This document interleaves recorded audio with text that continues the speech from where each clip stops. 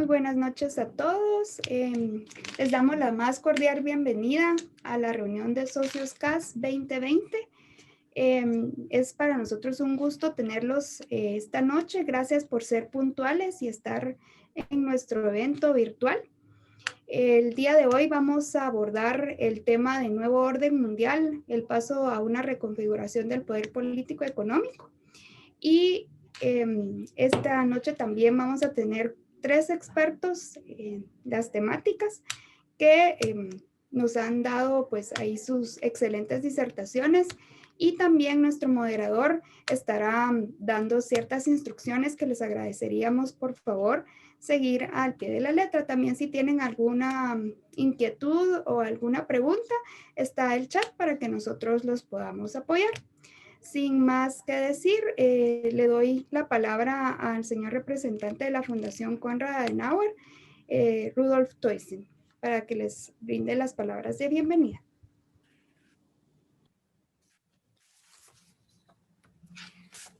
Muchas gracias, estimadas y estimados colegas, amigas y amigos de la Fundación Konrad Adenauer, desde aquí en adelante, llamada simplemente la CAS. Muy buenas noches. En el año pasado nos reunimos en el Club Alemán para reflexionar sobre nuestro trabajo y celebrar nuestra cooperación y amistad.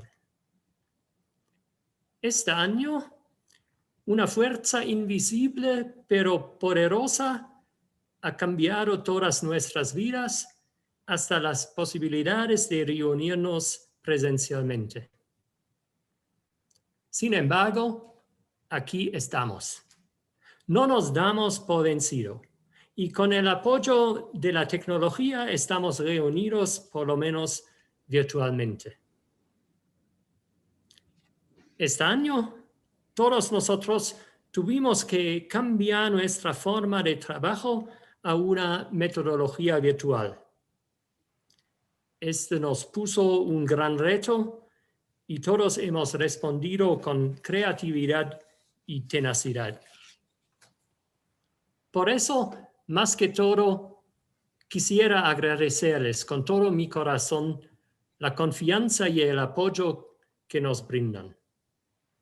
Nosotros, el equipo CAS Guatemala y Honduras, valoramos mucho su consejo, sus ideas y su constante y inquebrantable compromiso a nuestro trabajo. Es algo que nos motiva mucho, especialmente porque proviene de alguien a quien le tenemos tanto respeto y gran aprecio, como lo son todos ustedes, nuestros socios CAS. Esta reunión anual se lleva a cabo a la luz de muchos acelerados cambios que se han manifestado en la sociedad guatemalteca como a nivel regional y mundial. Somos instituciones al servicio de la sociedad. Cada uno de nosotros es vital para el crecimiento y beneficio de Guatemala y toda la región del Triángulo Norte. Cada vez es mayor el número de especialistas en diversas disciplinas que forman parte de la estructura permanente o temporal de los socios CAS, lo cual permite que hagamos posible una red de trabajo unida por un esfuerzo común, el fortalecimiento de la democracia, el Estado de Derecho y el desarrollo social en base de una economía social de mercado.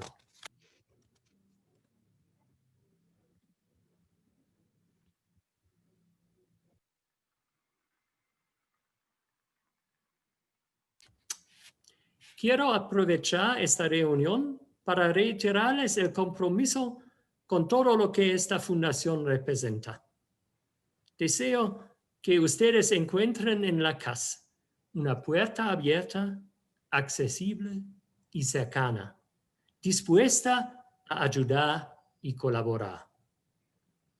Con una trayectoria de más que 40 años en este país, la CAS tiene el privilegio de contar con muchos socios por un largo periodo de tiempo.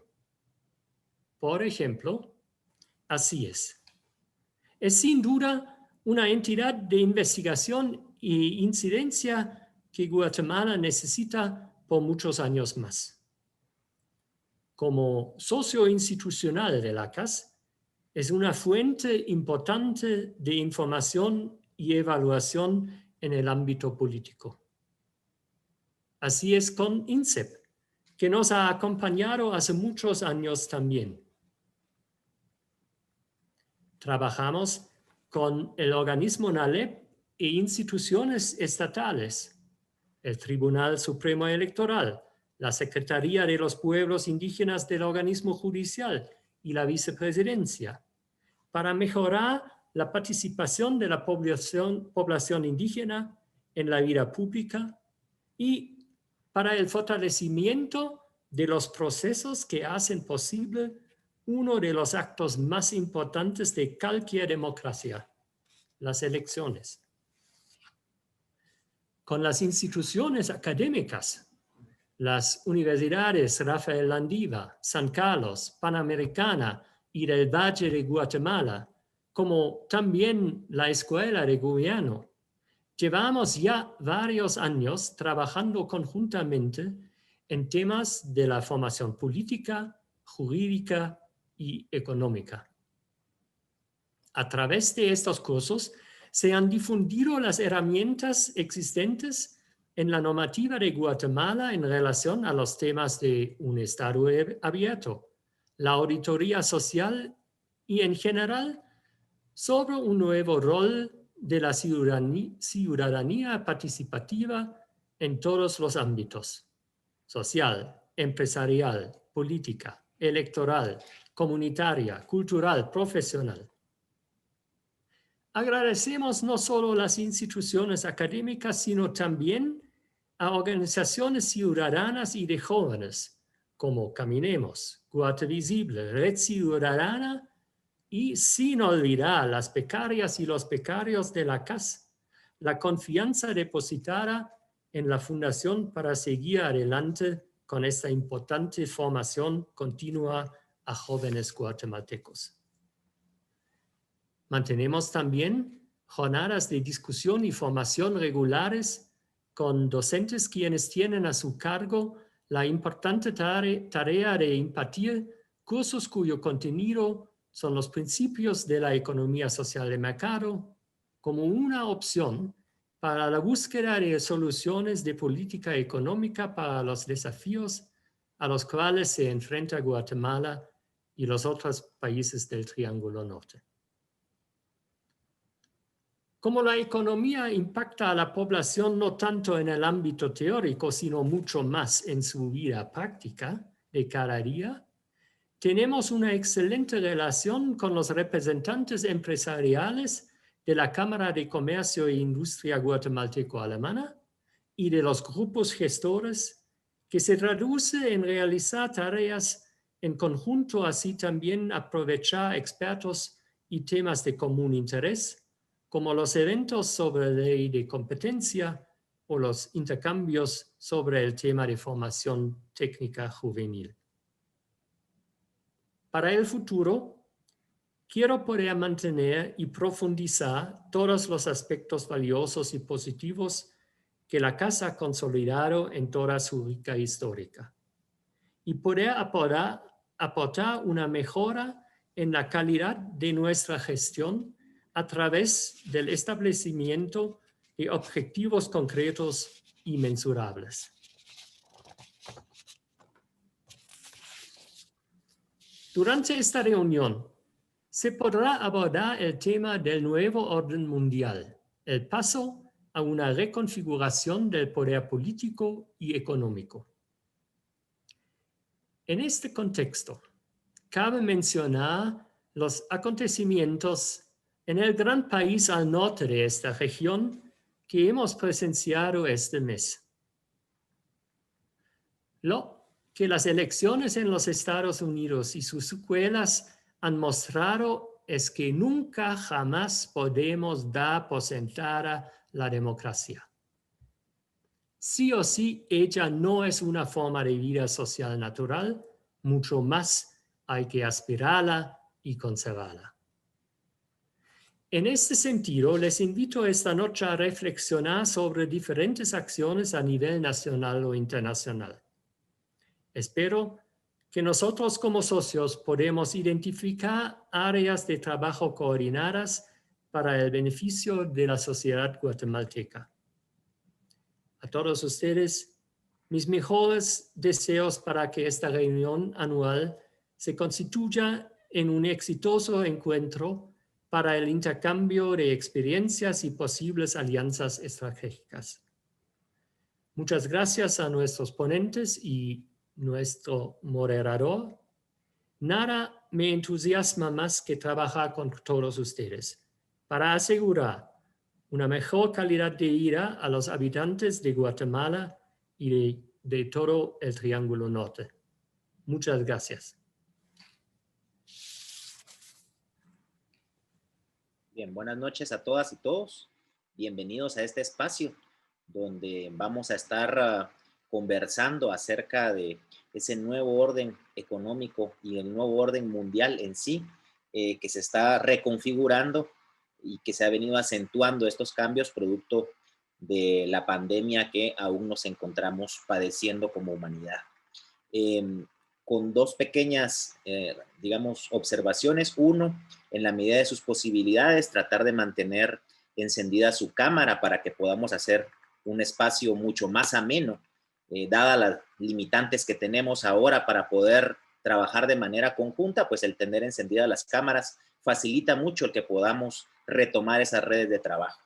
Y dos, pedirles de favor que se registren en el sistema de la plataforma, en Zoom, con su nombre y apellido, porque si ustedes observan, están siendo asignados por medio de una inicial y un número a uno de los grupos de trabajo. Entonces, que puedan estar con el nombre correcto para que puedan ustedes, digamos, participar de ese espacio de trabajo que tendremos luego de las exposiciones por nuestros ponentes la noche de hoy. Y bueno, para hablar del nuevo orden mundial, digamos, esto va más allá de cualquier, digamos, teoría conspiranoica que pueda existir. El nuevo orden mundial se ha venido gestando en diversos momentos de la humanidad. Este es un nuevo orden que tendrá su tiempo también de duración, en el cual vaya a fenecer. Pero este concepto que ha venido trayéndose a colación en la etapa contemporánea, sobre todo con la finalización de la Guerra Fría, y la primera vez que lo ponen en agenda tanto Gorbachev como Bush, ya planteaban la necesidad de alguna reconfiguración en el orden político, económico, social y cultural del mundo. Luego tuvimos el espacio de la globalización propiamente, un espacio que, digamos, cuando uno comienza a investigar sobre el tema de la globalización, encuentra que el punto culminante podrían ser los años 90, pero se habla que el inicio de la globalización como tal se comienza a gestar en el mundo a inicios del siglo XX. Entonces son procesos que se van desarrollando y que llevan ciertas etapas y ciertos ciclos. Ahora precisamente estamos, digamos, planteándonos una situación distinta, sobre todo por el tema de la cooperación que se va a venir articulando en los siguientes años entre las distintas potencias a nivel global, pero donde también países, digamos, que han venido quedando un poco más rezagados en el tema de su desarrollo, como es el caso de Centroamérica, y en específico tenemos hoy a representantes de Guatemala y Honduras, pues son dos países que también tendrán que irse sumando a ese proceso de reconfiguración y de cambios que se van a ir gestando a nivel global.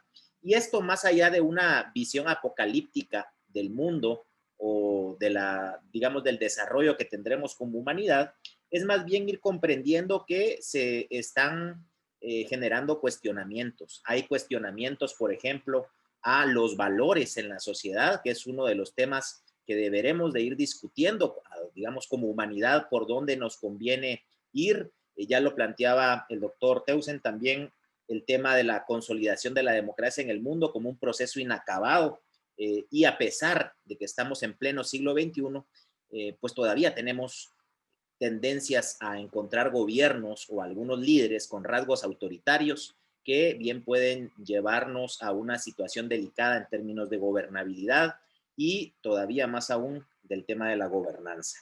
Ya hay un cuestionamiento, por ejemplo, a los organismos internacionales, al multilateralismo.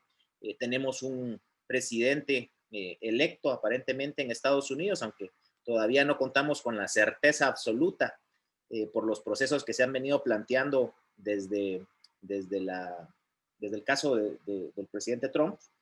Pero digamos que sí se observa que existen tendencias a cambios a nivel global y obviamente en este caso vamos a estar también fuertemente influenciados por las decisiones de la principal potencia económica, política y militar como es Estados Unidos y que puede tener serias repercusiones para el hemisferio, dada la cercanía que tenemos nosotros con los Estados Unidos, pero también hay que entender cómo se están reconfigurando otros actores, como el caso de Europa, el caso de Asia, digamos, tenemos también a Rusia, tenemos países emergentes que están también tratando de reposicionarse en términos políticos y económicos.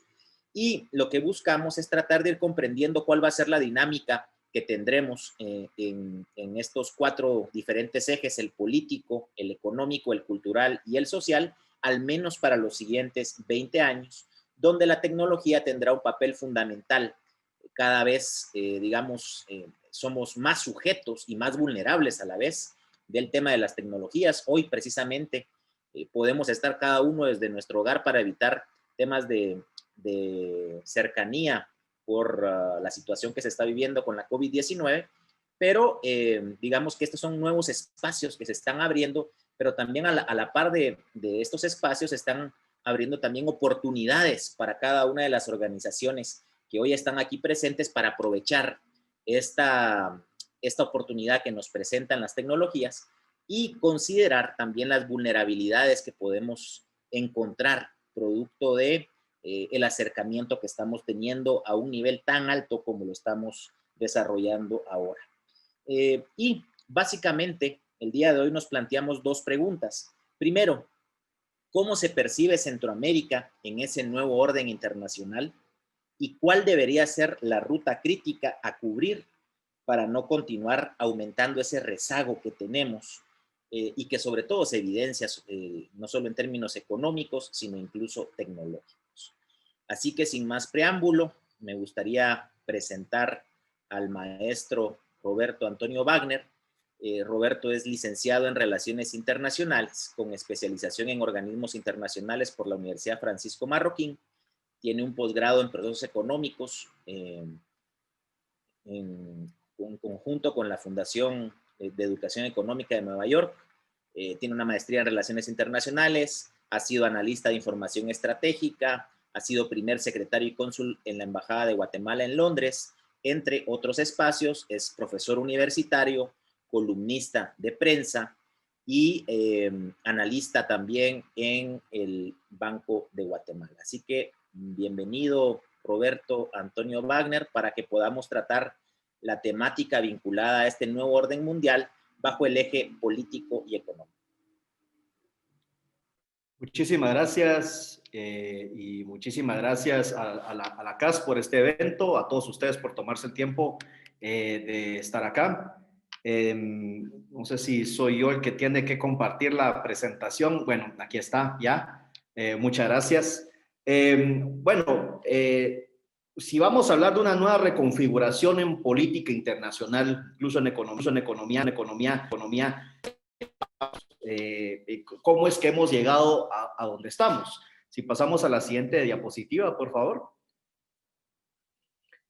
El actual sistema, que es el sistema liberal internacional, es un proceso que realmente inicia con el final de la Segunda Guerra Mundial. Prácticamente lo que fue el final de la posguerra, el proceso de Bretton Woods, replantea un nuevo contrato social, es una oportunidad para un nuevo contrato social, de un nuevo sistema internacional que después de superar, como bien decía Jair en la presentación, lo que fue la Guerra Fría, se materializa primero dentro de esa gran visión que tienen los presidentes de Estados Unidos y aún la Unión Soviética en ese entonces, pero sabemos que Gorbachev de cierta forma, bueno, no termina su periodo y realmente es en un discurso que lo plantea casi de forma doctrinaria George H.W. Bush, que este nuevo orden mundial que ya realmente, como si bien es un proceso evolutivo, pero marca tal vez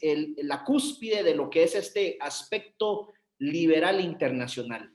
Las diferentes visiones teóricas, si partimos desde lo que es una teoría liberal comercial, en donde el aumento o el auge del comercio va a disminuir o desincentivar lo que son los conflictos internacionales, una visión sociológica o cultural liberal, en donde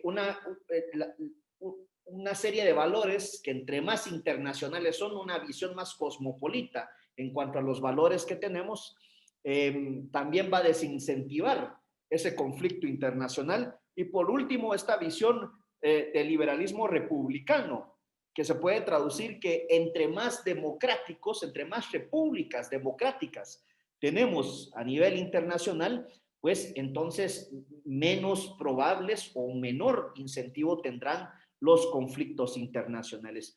Y es desde su obra 1977 que Robert Keohane y Joseph Nye plantean lo que es la teoría liberal institucional, que estrictamente hablando en términos de teorías de las relaciones internacionales, de política internacional, conocemos como neoliberalismo académicamente, dado que es un término que es también bastante usado y abusado muchísimas veces, pero el liberalismo institucional a lo que apuesta es a la creación y promoción de instituciones internacionales, tanto orgánicas como son los organismos internacionales, pero también instituciones más de uso práctico, ¿no? Lo que son, digamos, los derechos humanos como tales, los tratados de libre comercio como tales, instituciones que van a promover la cooperación internacional y, como lo he repetido ya varias veces en cada uno de estas pequeñas teorías, desincentivar los conflictos internacionales.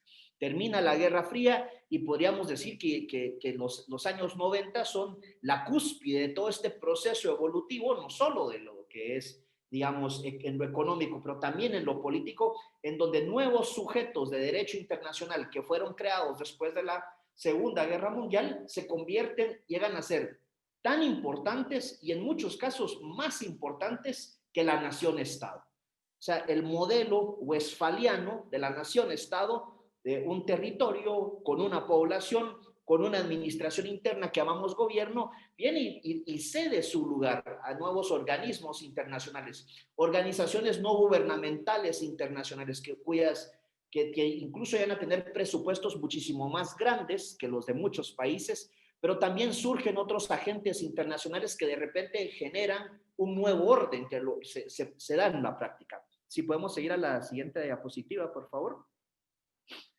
Entonces, este sistema liberal internacional que se crea, ¿no? que de repente tiene un carácter, por un lado, muy libertario en cuanto a lo que son los aspectos de mercado, pero también tiene un carácter muy progresista en cuanto a lo que son los aspectos de los valores, la concientización que se da a nivel internacional sobre ciertos temas que debemos compartir todos o debemos buscar cómo trabajamos en conjunto a través de un sistema de cooperación internacional para venir y lograr esos objetivos. Cosas que, por ejemplo, las Naciones Unidas hacen propias cuando vienen y declaran los objetivos del milenio, por ejemplo, pero surgen también críticas al sistema. Por un lado, desde un aspecto estrictamente económico, lo que fue la teoría del sistema mundo, que desde los 70 ya la había mencionado el profesor Immanuel Wallerstein, pero es en 1989, lo que en parte, digamos, se podría venir, es una crítica revisionista, marxista, pero que queda muy centrada en el entorno económico de lo que es el sistema liberal internacional y cómo funciona, pero es después Robert Cox en 1992, que si bien ya lo había mencionado antes, que presenta una crítica más fuerte al sistema, la teoría de la internacionalización del Estado, que significa fundamentalmente que el Estado, en este proceso de globalización, que vamos a entenderlo como esa intensificación de las relaciones económicas, culturales y sociales más allá de las fronteras nacionales, la crítica que hace Cox es que el Estado-nación se está convirtiendo en una agencia que se ajusta a las exigencias internacionales, tanto de una política económica internacional, que es todo este proceso de globalización que hablamos, pero la agenda en la cual existe una hegemonía del mercado. Y la crítica que hace Cox es que básicamente el modelo que dio lugar a la política moderna, en donde la soberanía reside en el pueblo, que después la delega un gobierno, se empieza a cambiar porque este gobierno, o lo que es la nación-estado con su población, su territorio, viene y se convierte solo en una agencia cuya principal demanda o exigencia viene de afuera, viene del sistema internacional.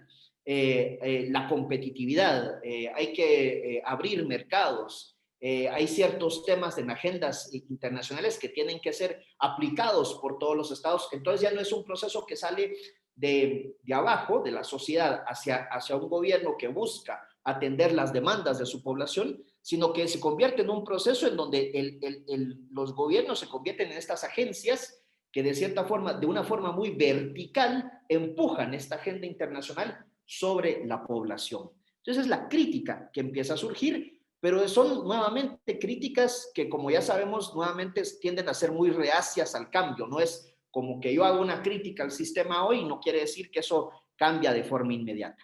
¿Sí podemos seguir, por favor?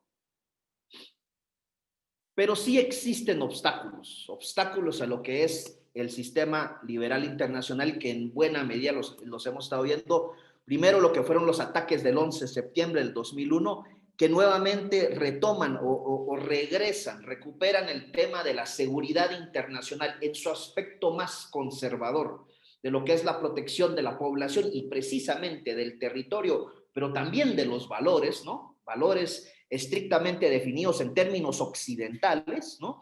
Los ataques del 11 de septiembre que nuevamente vienen y le ponen una coma a ese proceso de globalización, ese proceso de intensificación económico, social, cultural, cuando nuevamente la geopolítica vuelve a ser importante, y la geopolítica entendida como la administración del poder en un territorio geográfico determinado. ¿Quién administra el poder en ciertos territorios? Y es ahí donde es, en términos económicos, tal vez, en términos académicos, tal vez la forma más interesante de verlo fue el debate que en su momento dado tuvo un Francis Fukuyama, que escribió su polémico artículo El fin de la historia, y la respuesta que posteriormente hace un Samuel Huntington con su choque de civilizaciones.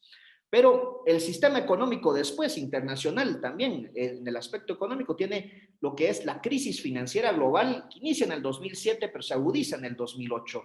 Que si vemos después la forma en la que se resuelve todo esto, y como voy a mencionar más adelante, John Gray dice los parches que se le ponen a este sistema financiero internacional, a la economía internacional, vienen y al contrario de reflejar lo que algunos decían, bueno, este es de cierta forma el fin del capitalismo, fue realmente un triunfo del sistema cuando se crean una serie de operaciones y trabajos para rescatar un sistema económico que simple y sencillamente entró en crisis en ese entonces, pero el rescate, se utilizaron tantos miles de millones de dólares para rescatar empresas quebradas prácticamente o que se fueron a la quiebra, cuando ese dinero se pudo haber utilizado en temas, por ejemplo, la educación universal primaria, ¿no? Entonces es nuevamente como el liderazgo de la época apuesta más por mejorar las condiciones del sistema internacional que por atender estos temas.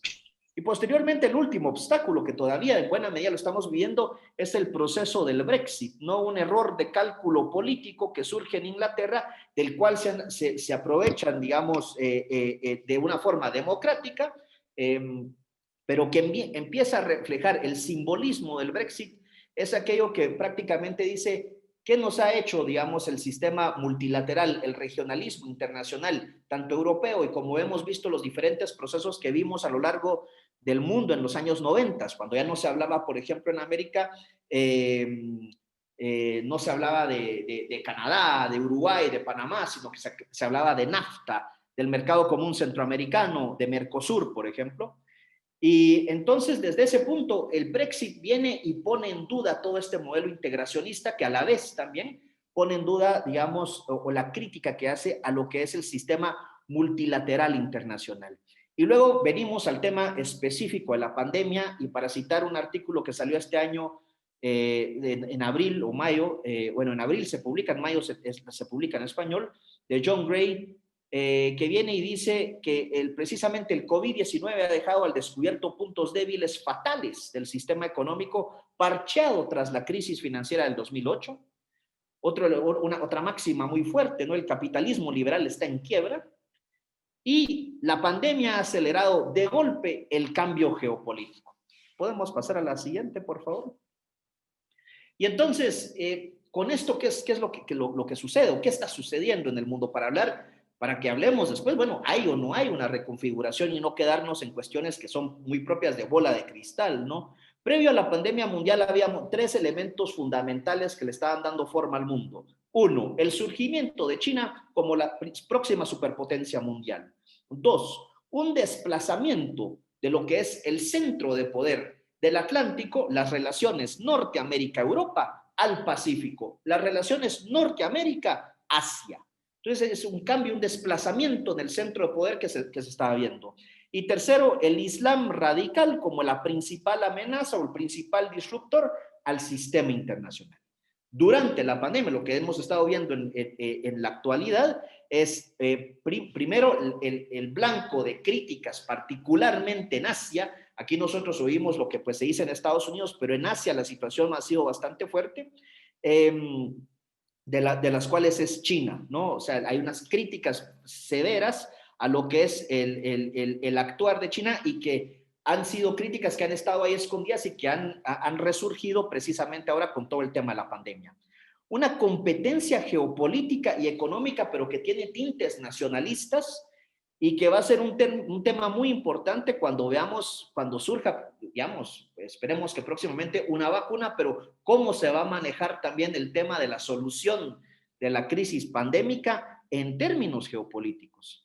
Y la agenda internacional que nuevamente tiene nuevas prioridades. Y para retomar, ¿no?, los puntos polémicos que decía John Gray, hay elementos que debemos tomar en cuenta. Hay un auge en los nacionalismos. O sea, si pensamos precisamente que los nacionalismos fueron uno de los grandes problemas de la primera mitad del siglo XX y había que combatirlos, nuevamente tenemos un auge muy fuerte tanto en nacionalismos de izquierda como nacionalismos de derecha. Hay un mayor protagonismo en los gobiernos locales. En diferentes partes del mundo estamos viendo cómo los gobiernos locales están actuando de una forma más enérgica ante el manejo de la actual crisis, ante el manejo de la política y la economía nacional por los gobiernos nacionales. Y por último, la última máxima, tal vez de las más fuertes que menciona John Gray en este artículo, los problemas mundiales no siempre tienen soluciones mundiales. Y si pasamos a la última. Dicho esto, entonces, en cuanto a lo que eran las acciones que mencionábamos para lo que son en el campo político, es importante venir y considerar esta última máxima de Gray, hasta qué punto hay que retomar y priorizar temas que sí son propios de la agenda global, por ejemplo, la desigualdad, el cambio climático, la cooperación internacional, los objetivos de desarrollo sostenible, pero hacerlos viables localmente. El divorcio entre lo internacional, entre esa internacionalización del Estado, digamos, y los estados como una simple agencia, es ya algo muy latente. O sea, estas soluciones globales que milagrosamente van a llover a lo local no es algo que va a pasar. Descentralizar el campo de acción, reconociendo la importancia de los gobiernos locales precisamente para legitimar acciones políticas. La verticalidad viene a pique. Promover el uso de tecnologías en la aplicación de nuevos modelos de negocios para las economías, no solo nacionales, ya está pasando internacionalmente, pero ¿cómo podemos hacer que eso cambie nacionalmente? Y por último, la definición de una visión de la reconstrucción económica del mundo post-COVID, que identifique y que incluya al mayor número de actores posibles. Esos serían los principales puntos en lo que que deberíamos de tomar en cuenta en esta reconfiguración posible, reconfiguración política y recordar que históricamente las pandemias, así como las guerras, siempre han sido momentos para romper las cadenas del pasado y pensar en un futuro. Muchas gracias. Muchas gracias, Roberto. Vamos a continuar con el tema cultural. Este está a cargo del doctor Miguel Seto. El doctor Miguel Seto es doctor en Sociología por la Escuela de Altos Estudios de Ciencias Sociales de París, Francia. Es investigador sobre memoria, historia, pueblos indígenas, religión, litigio estratégico y derechos humanos. Ha sido asesor político en litigio estratégico en la Oficina del Alto Comisionado de Naciones Unidas para los Derechos Humanos y en el Consejo Nacional de Acuerdos de Paz. Tiene diversas publicaciones, así que sin más preámbulo, dejo a Miguel en el uso de la palabra. Sí, muchas gracias por la invitación, ¿verdad? Para este encuentro. A mí me toca hablar un poco de la dimensión cultural, ¿verdad? Yo la articulo con el aspecto ambiental y territorial, ¿verdad? De los pueblos, desde una perspectiva local hasta una perspectiva, digamos, internacional. En este sentido, entiendo y hay que concebir a la cultura como uno de los elementos que constituyen o que le dan vida a un pueblo, a la nación o a un país, ¿verdad? No es el único elemento, también tenemos otros, ¿verdad? Como es tener una historia común, un territorio, una organización política y social, un idioma e incluso pues una visión del mundo particular. Obviamente, como lo sabemos, la mayoría de países en el mundo son plurinacionales, multiculturales, es decir, socialmente diversos, pero también desiguales. Siguiente, por favor. Ahora bien, para hablar del tema de los pueblos, digamos, indígenas, originarios, autóctonos del mundo, pues digamos, hay una serie de elementos que pueden notarse en función de los cambios que se están dando a nivel planetario. Por ejemplo, en el caso latinoamericano vemos una construcción continua de autonomías que van desde el sureste mexicano, pasando por toda Centroamérica, obviamente, parte del Caribe, Sudamérica, y como lo he dicho, en otras regiones del mundo. Ahora, se trata de una autonomía en diferentes ámbitos. Político, en el sentido de que existen organizaciones propias, ¿verdad?, a lo interno de cada pueblo, cada cultura. Hay una resolución de conflictos, ¿verdad?, que van desde los pequeños conflictos cotidianos hasta conflictos de carácter trascendental que implican el territorio. Obviamente también hablamos de autonomía en términos económicos, en el sentido de que son pueblos o hay pueblos y regiones que son capaces de producir sus propios alimentos o alimentar incluso a una buena parte de la sociedad en la cual habitan. Ahora bien, hay que entender estos procesos, digamos, desde una perspectiva histórica. No hay tiempo para abordar estos fenómenos, pero como es sabido, a mediados del siglo XVI, 1550, 1560, se crean en la mayoría de países latinoamericanos lo que son los cabildos indígenas, es decir, el proceso de conquista y posteriormente de colonia incluyó la reducción o la concentración de pueblos indígenas en lo que ahora son los pueblos que hoy comúnmente conocemos.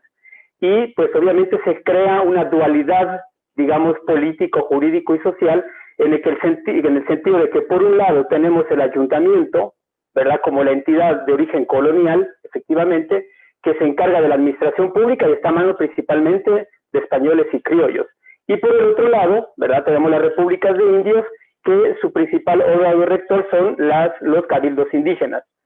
Estos cabildos indígenas efectivamente con el tiempo cambian de forma, cambian de nombre, actualmente se les llama alcaldías indígenas, pero digamos su permanencia legal o reconocida formalmente en la historia varía de un país a otro. Por ejemplo, aquí en el periodo liberal, estamos hablando del 1700, no hay un reconocimiento legal, pero son instituciones que existen de hecho, y su fundamento en términos legales, pues es el derecho consuetudinario. Entonces, eso es muy importante, pero también hay que tomar en cuenta que se trata de procesos históricos en los cuales también los pueblos indígenas desarrollan procesos de resiliencia, resistencia o no resistencia. Es decir, que los pueblos originarios, no solo en Guatemala, en Centroamérica, sino en el mundo, tienen una capacidad para adaptarse a las nuevas circunstancias, ¿verdad? Incluso apropiarse de ciertas entidades, ¿verdad? Como las cofradías que tuvieron en su inicio un objetivo eminentemente religioso de cristianizar o evangelizar a las poblaciones, digamos, dichas, entre comillas, paganas en esa época. Es decir, que tenemos que ver desde esta perspectiva a los pueblos indígenas como sujetos históricos, políticos y sociales, aunque el discurso dominante o la sociedad en que se desarrollan los haga ver como sujetos pasivos, ignorantes y todos los prejuicios que se han creado desde el periodo colonial, que subsisten en el periodo independiente, contemporáneo y actual, ¿verdad? Digamos, siguiente, por favor. Obviamente, el tema de los pueblos indígenas no solo se circunscribe en un plano territorial nacional, sino también podemos ver procesos de incidencia a nivel regional e internacional. En el caso latinoamericano, pues son muy conocidos los encuentros internacionales o los encuentros mesoamericanos, centroamericanos, de los pueblos del Caribe, pueblos afros, etcétera. Pero también cada vez vemos una participación importante de representantes, pueblos o líderes a título individual, ya sea en los diferentes organismos del Estado, como también incluso siendo presidentes de diferentes países. En el caso latinoamericano, obviamente el de Evo Morales quizás sería el más cercano. Y luego también tenemos desde el surgimiento del sistema de Naciones Unidas un proceso de incidencia política que ha conllevado a la creación incluso de órganos, de tratados, de convenios internacionales. Tenemos el convenio 169 de la OIT, tenemos los relatores especiales, tenemos el Consejo de Derechos Humanos, es decir, tenemos diferentes entidades en las cuales han convergido pueblos indígenas de todo el mundo para hacer valer sus derechos.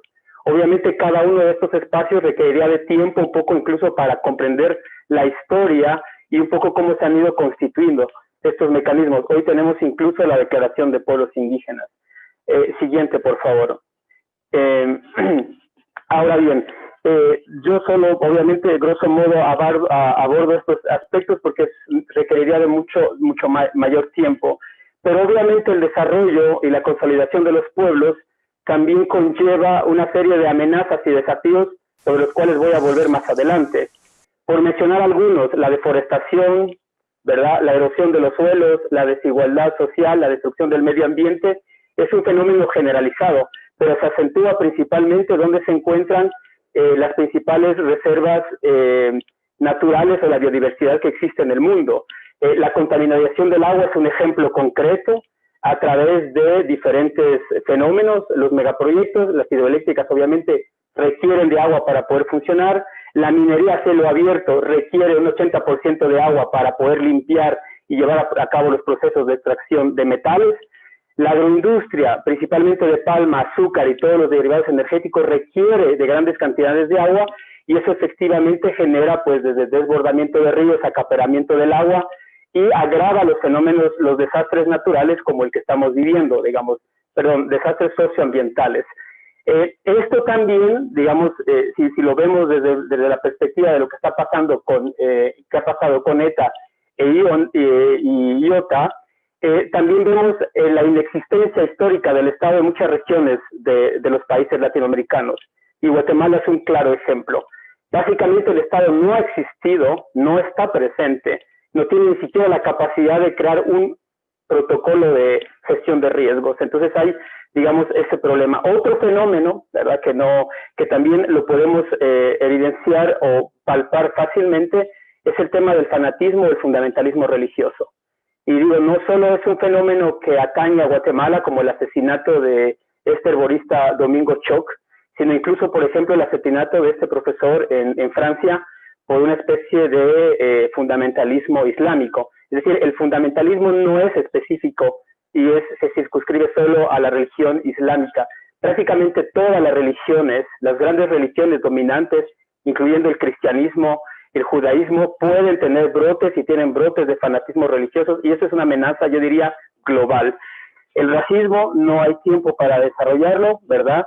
El desconocimiento de la historia, lo que yo hablaba anteriormente, todas estas formas de organización propias, antiguas, incluso a pesar de que muchas figuras fueron impuestas, hay muchos elementos de los pueblos indígenas que han pervivido a lo largo de la historia, ¿verdad? La violencia y la criminalización, digamos, estos son fenómenos la criminalización obviamente más reciente, la violencia no, y yo creo que también es fundamental entender la historia para entender un poco hacia dónde avanza un país. Por ejemplo, un país como Guatemala, donde se cometieron actos de genocidio, tiene una historia de violencia que está arraigada no solo en el Estado, sino incluso en su sociedad. Y si uno no es consciente, digamos, de estos problemas, pues efectivamente, digamos, estamos pensando o caminar, digamos, a partir de la nada, y eso no es así. Más bien corremos el riesgo de tener los mismos problemas más adelante. Ojalá no, pero eso siempre es un riesgo. Siguiente, por favor. Para hablar un poco de, digamos, de esto, de cómo concebir la cultura, ¿verdad? A mí me parece que la defensa de la vida y el territorio es un ejemplo muy pertinente para ver, digamos, desde la perspectiva de pueblos indígenas que se tiene una visión distinta del mundo. Es decir, el territorio no se reduce a la tierra per se, sino más bien integra elementos de la historia, de la cultura, del idioma. La naturaleza es un bien, ¿no? El agua es un bien, no es una mercancía. El bosque es un bien, no se tiene que reducir exclusivamente a una mercancía. Obviamente implica una espiritualidad, una forma de relacionarte, una forma de vivir con el medio, ¿verdad? Y eso incluye, por ejemplo, algunos valores como podría ser el respeto o el cuidado, y no solamente el cuidado personal, sino el cuidado del entorno. Lo que en muchos lugares ahora se utiliza el concepto del buen vivir. En Ixil, por ejemplo, sería el tichajil, es decir, que hay diferentes elementos que se integran y que están presentes, pues se puede hablar de una vida plena. De lo contrario, no, hay un elemento que falta. Y digamos, esta visión, a mi criterio, distinta sobre la concepción del mundo, la podemos ver nuevamente en el caso del agua. Para muchos pueblos, yo diría que la mayoría, no solo en Latinoamérica, sino en el mundo, no se reduce a nacimientos, manantiales de agua, lagos, etcétera, sino incluso se concibe que el agua tiene vida en sí, como el planeta, ¿no? Tiene sus propios ciclos. Entonces, digamos, a mí me parece eso que es importante. Siguiente, por favor.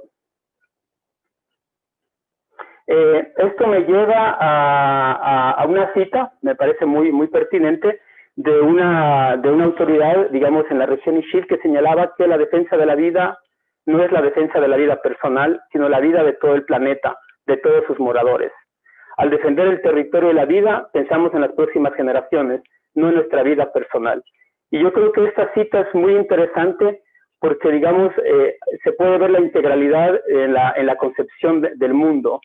Pero también me parece que es muy interesante porque no es que se oponga o haya una oposición al desarrollo, simplemente que el modelo sobre el cual se basa la mayoría de empresas o de producción de riqueza en este país no necesariamente piensa en el futuro y en las nuevas generaciones. Piensa básicamente en la acumulación de riqueza, cómo funciona el capitalismo, y sobre todo en países donde el Estado es frágil, es débil, pero no tiene ni siquiera la capacidad mínima para regular digamos, a sus propios ciudadanos, mucho menos lo va a poder hacer con transnacionales. Siguiente, por favor. Obviamente, pues ya con lo que he dicho, podemos ir viendo algunos cambios en el tema de pueblos indígenas o en el ámbito cultural, que va, en el primero podríamos señalar que hay una mayor incidencia política y social de los pueblos indígenas. Y esto es, creo yo, una constante desde hace muchos años, simplemente que ahora es más visible. Tenemos una paulatina consolidación de autonomías territoriales, sociales y políticas, ¿verdad? Esto es también una evidencia. Una visión integral de lo que yo hablaba anteriormente, del territorio, de la tierra, ¿verdad?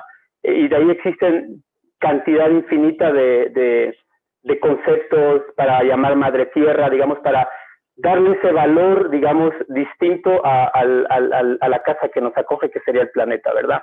Obviamente esto conlleva, y lo hemos visto en el caso guatemalteco, pero en muchos estados, propuestas de reforma del Estado, pero no un Estado basado en una perspectiva ideal, de origen occidental, abstracta, sino basada desde la realidad y la historia de los países, ¿verdad? De su diversidad geográfica, política, cultural, social, etcétera, etcétera, ¿verdad? Y yo creo que eso es un tema también que está ido sobre la mesa, que sigue generando mucho temor en algunos sectores, como la reforma constitucional, ¿verdad? En materia de pueblos indígenas, cuando es algo básico para poder tener una sociedad mucho, digamos, una sociedad más acorde a su realidad. Y otro fenómeno que también podemos estar observando y que se observa es la creación de nuevas epistemologías. Es decir, que en diferentes países los pueblos indígenas están creando centros de investigación, universidades. En el caso guatemalteco podemos hablar de la Universidad de Ixil o la Universidad de Cachiquel, y es una disputa epistemológica por el conocimiento, por la historia, por los valores. Es decir, es escrutar la historia al revés, es conocer el pasado, ¿verdad? Pero también para valorizarlo, para entenderlo, porque digamos hay un desconocimiento abismal. Es crear nuevas metodologías, es crear nuevas investigaciones, es valorizar ciertos conocimientos en distintos ámbitos de la vida social. Eso es otro de los cambios. Siguiente, por favor. Y obviamente esto, y ya con esto voy terminando, se vincula mucho con desafíos de los cuales yo hablaba anteriormente. La destrucción progresiva del medio ambiente, ¿verdad? La migración en el campo y la ciudad sigue siendo una constante, es una de las principales fuentes de riqueza del país, no necesariamente lo que produce necesariamente la iniciativa privada. El aumento de las desigualdades, yo creo que está a la vista de todos.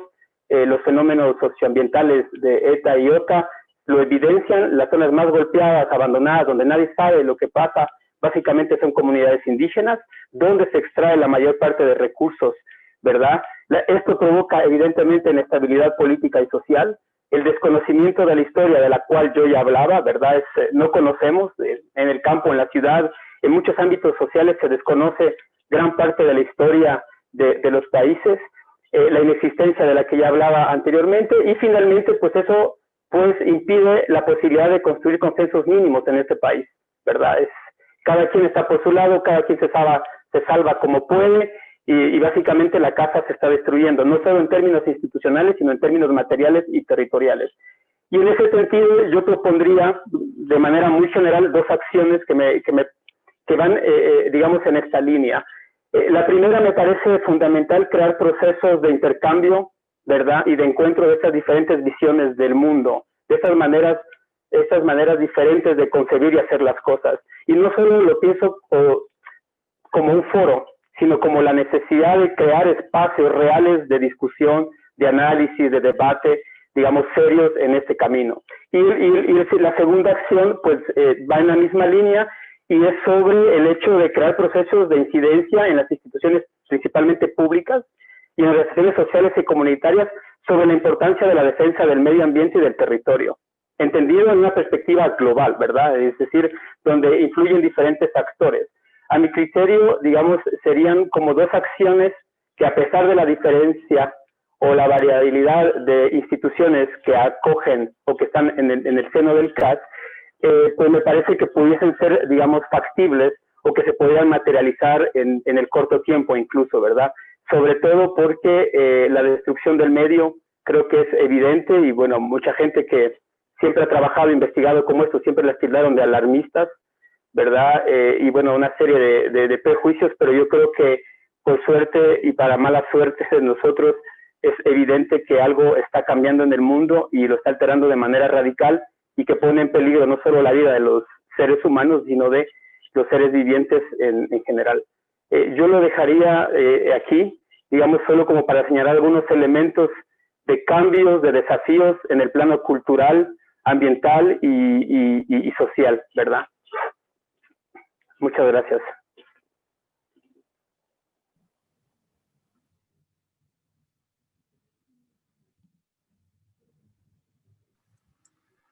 Bien, muchas gracias, Miguel. Vamos a dar paso entonces a la presentación de Felipe Girón.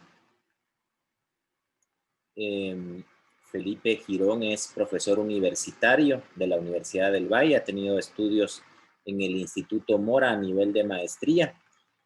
Vamos a ahorrar un poco de tiempo en las presentaciones con la excusa del caso para Felipe, para poder avanzar en función de tener este espacio para las mesas de trabajo. Así que Felipe va a estar tocando el tema social, así que bienvenido, Felipe.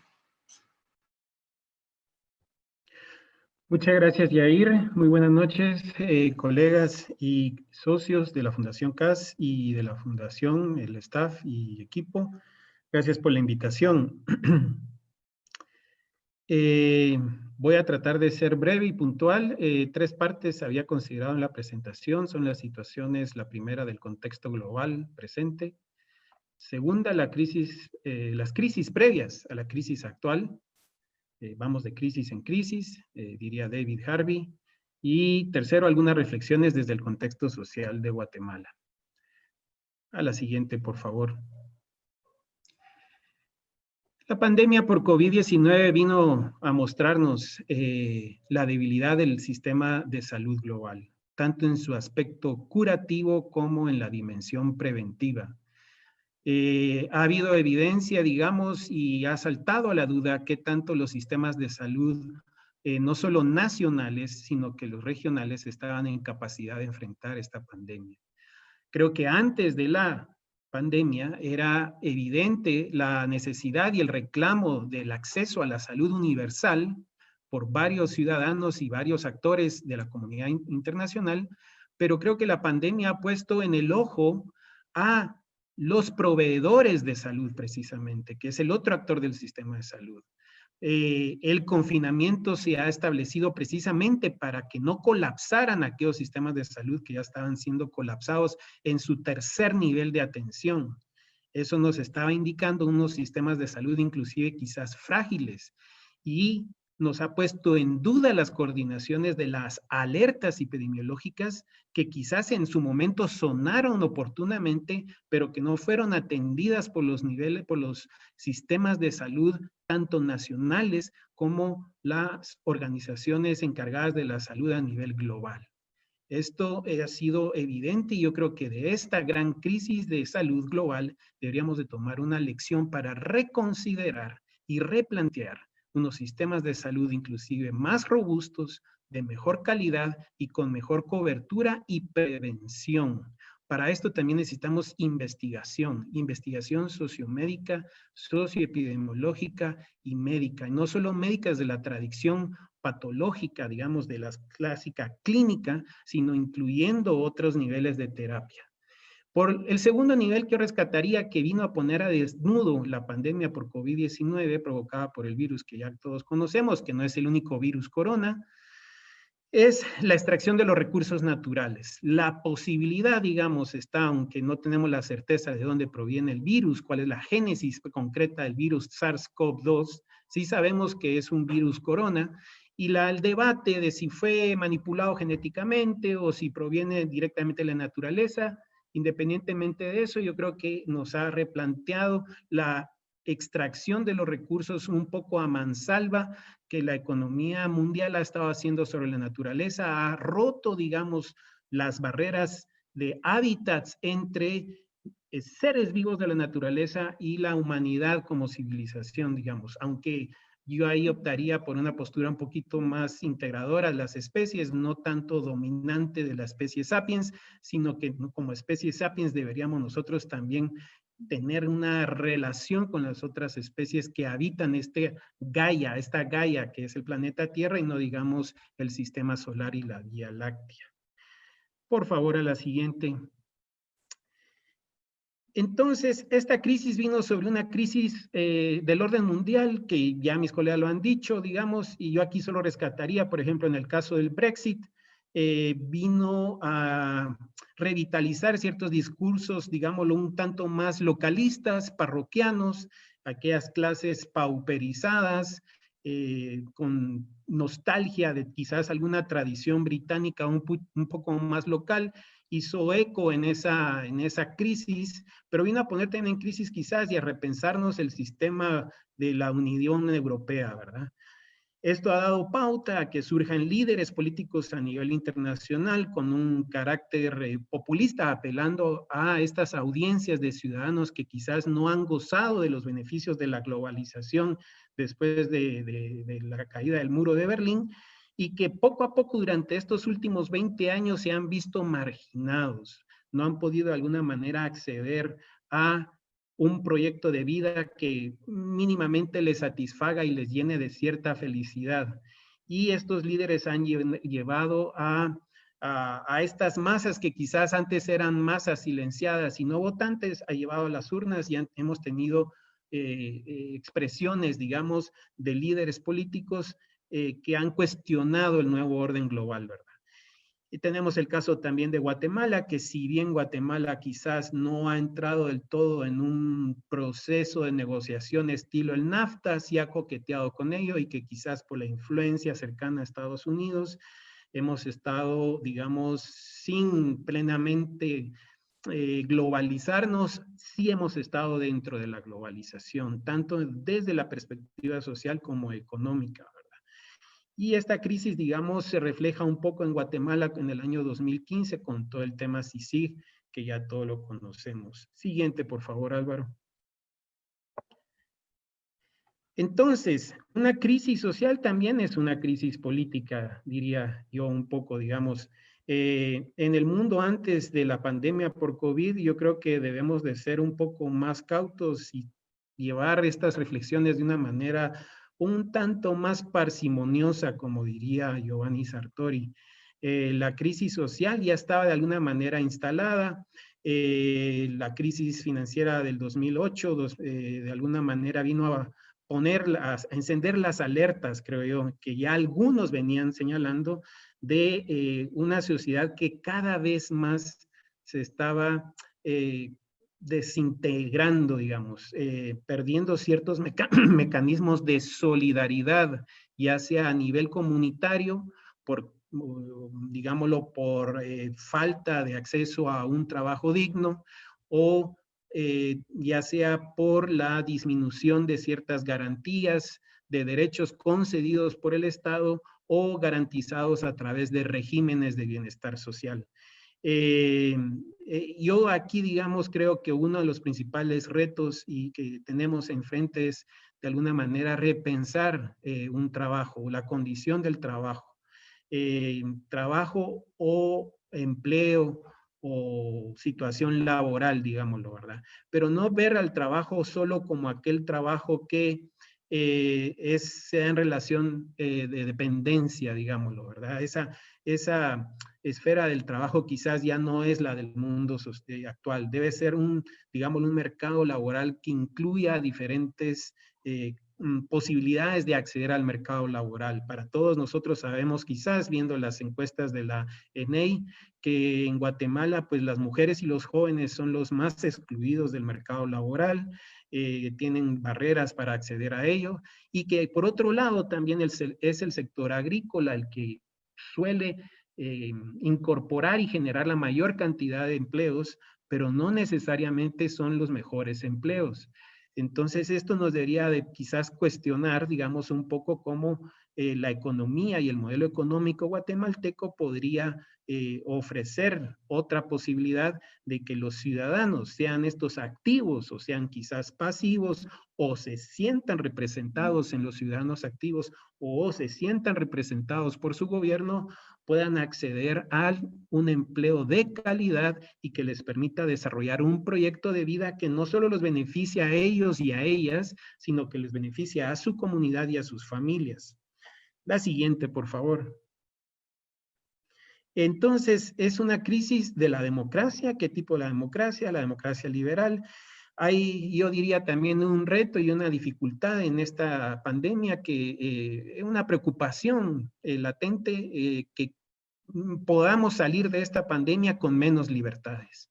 Y si nosotros salimos con menos libertades reconocidas y libertades más restringidas, la que ustedes quieran, por ejemplo, siquiera la de libre pensamiento o la libertad de asociación, eso podría ser un retroceso. Como lo señalaban en las palabras de inauguración de este evento, la civilización global no ha vivido la mayoría del tiempo como especie sapiens en democracia. Por tanto, esa democracia que si nosotros creemos que es aquel sistema de gobierno que mejor puede garantizar el acceso a todas y todos al goce pleno de derechos y a una vida digna, debería ser vigilada, conservada y preservada.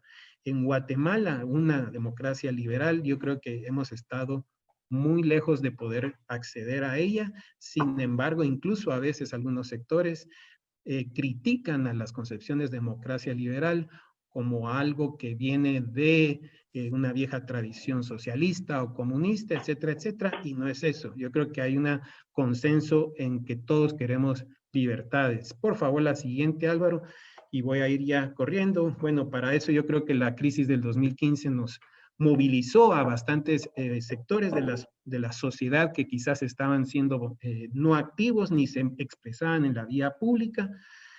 Y hoy quizás con la pandemia ETA vamos, digamos, viendo estas posibilidades. La siguiente, Álvaro, por favor.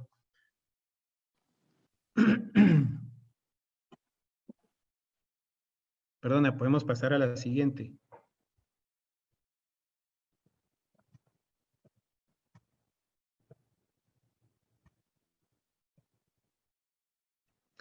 Bueno, yo creo que voy a seguir.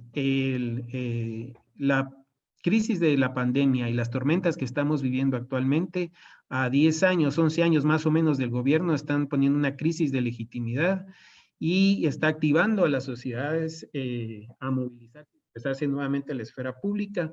Esperamos que sea siempre dentro del marco de derecho, pero yo creo que hay un riesgo ahí, ¿verdad? Hay un riesgo y un problema. Y finalmente yo desearía y creería que como acciones invitarles a promover, quizás a repensar, digamos, no solo el mercado laboral, sino la condición de trabajo, sino a repensar y actualizar las propuestas de pacto fiscal, dado que hay entre nosotros sectores de gobierno y tanques de pensamiento y centros de investigación. En los años 90, 2000 tuvimos alguna revisión. El pacto fiscal a lo mejor nos podría dar pautas para redistribuir de alguna manera bienes y beneficios y acceso a otros, y proponer, digamos, e incidir en una ampliación de la cobertura educativa, porque para todos nosotros sabemos que la cobertura educativa en los últimos años ha ido para atrás en lugar de avanzar, y con ello no solo acceder a educación y salud, sino que la sociedad pueda gozar de una calidad de vida en los próximos, diría yo, al menos 2032, creo que iba el Catún, la agenda Batum, o al menos los próximos 20 años. Yo, por respeto al tiempo, creo que ahí la dejo. Muchas gracias, Yair y colegas. Bien, muchas gracias a Felipe Girón. Felipe Girón, antropólogo social y cultural con estudios de maestría en la Universidad de Vanderbilt y el Instituto Mora de México. Bueno, a continuación vamos a dar paso a una breve síntesis de las exposiciones, solo para tener las ideas frescas previo al trabajo en grupos.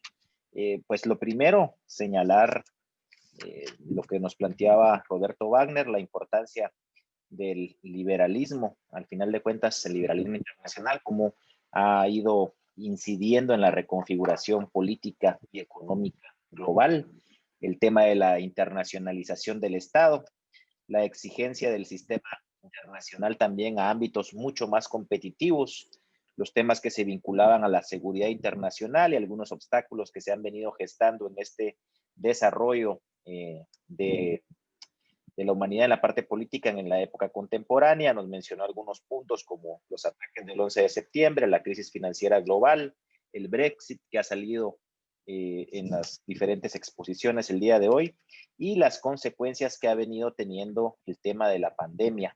Además, cómo esto se fue gestando también en el auge del surgimiento de nacionalismos a nivel global, el mayor protagonismo que han tenido también gobiernos globales y los temas propios de la agenda global.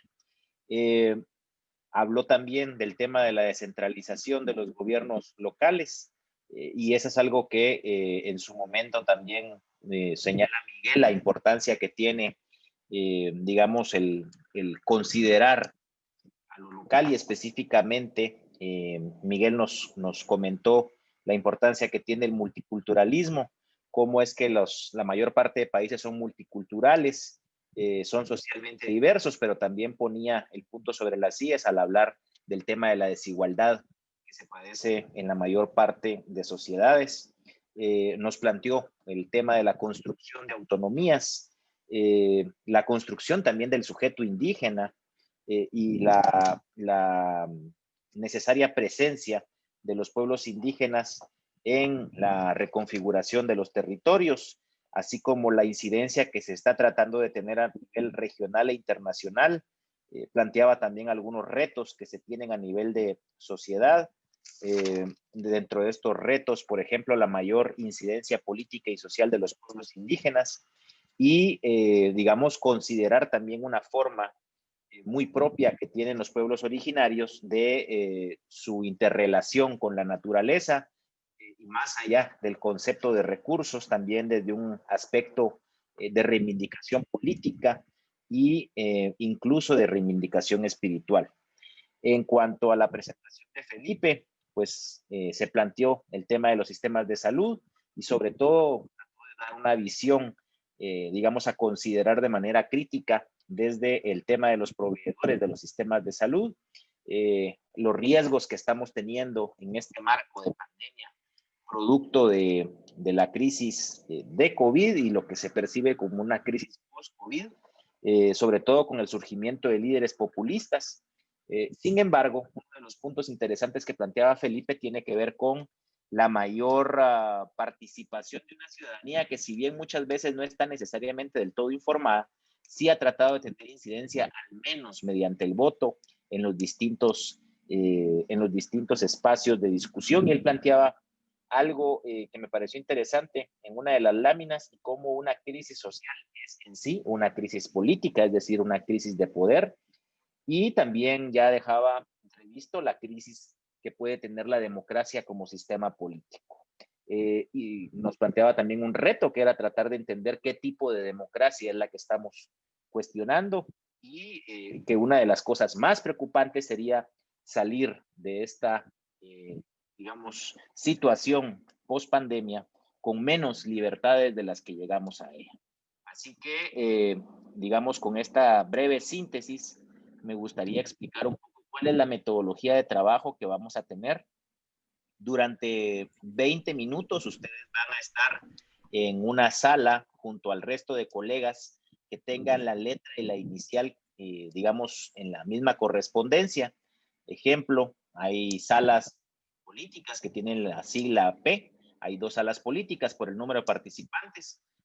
En uno estará Roberto Wagner, que va a estar planteando precisamente el tema político. En la P2 estará su servidor.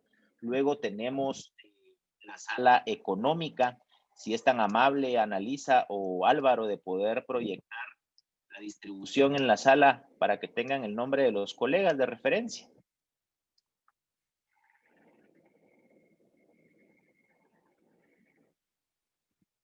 En la parte económica tenemos en el grupo 1 a Virginia, en el grupo 2 van a estar trabajando con David, en la sala cultural del grupo 1 estarán con Miguel Seto, en el grupo 2 estarán con Analisa Tavarini, en la parte social van a trabajar en el grupo 1 con Felipe y en el grupo 2 con Cintia. ¿Qué es lo que buscamos en estos siguientes 20 minutos? Nosotros tenemos unas propuestas de acciones estratégicas que nos gustaría que fueran consideradas por sus organizaciones para poder sumarse, digamos, ya a este nuevo espacio del nuevo orden mundial que hemos venido discutiendo acá, digamos, como un proceso evolutivo que tiene la humanidad. Nosotros les estaremos planteando 2 propuestas de acciones estratégicas a considerarse por sus instituciones para ver cuál se sienten ustedes más cómodos. Y la idea es que podamos compartirla en un espacio de 3 minutos en una plenaria. Va a ser muy breve el espacio tanto de discusión como el espacio de presentación de la plenaria, de cuáles son los compromisos que sus organizaciones asumen, y que se puedan entregar resultados en la siguiente reunión de socios para el año 2021. La idea es precisamente eso, que no quede únicamente un conjunto de buenas intenciones. En este momento ustedes también tienen discrecionalidad en cómo lograr esas acciones, que son bastante generales para que no se preocupen con el tema de la especificidad, pero la idea es que ustedes puedan también asumir compromisos estratégicos compartidos con el resto de socios y con la Fundación Konrad Adenauer. Así que a partir de este momento van a ser ubicados por parte de Álvaro en cada una de sus salas, y les agradecemos bastante el uso y eficiencia del tiempo. Y si pueden también de entrada poder nombrar a una persona para que se encargue de presentar los resultados de su grupo, también vamos a agradecerlo en función del tiempo.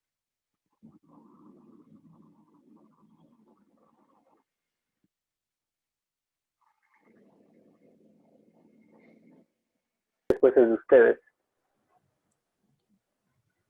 Pues Miguel, somos amigas, te cuento, las tres. Ah, vaya. Así que para nosotros fue como gusto vernos aquí. Bueno, cada quien se va a presentar, pero somos becadas por la Conrad. Entonces, ok. tenemos nuestra red de becarios y pues ya la verdad que las tres hemos formado una bonita amistad ahí, hasta hacer travesuras. Entonces, sí nos conocemos bien. Bueno. Vaya. Entonces, bueno, yo soy Lisa Santos, pues ya me conocen, red de becarios, pero también soy de la Universidad Rafael Andívar. Y ya pues trabajo en tema de investigación de medio ambiente y gobiernos locales. Entonces, así como que me encantó este tema cuando hiciste el match de descentralización de los gobiernos locales y todo esto. Y ahorita estoy trabajando énfasis en agua. Y entonces me encantó porque estamos trabajando, pues así aprovechando para, como parte de esto, algo que estamos viendo y que podría ser cuando tú decías crear estas como plataformas de campo, o sea, para no solo un foro, sino como desde todas las instituciones empezar a crear estos espacios, ¿verdad? Para introducir todo ese tema de cultura, ver otras perspectivas, pues nosotros estamos empezando, si lo quieres ver así, les cuento, en el tema del agua, siempre tenemos ideas preconcebidas, ¿verdad? De lo que es el derecho humano al agua, por ejemplo.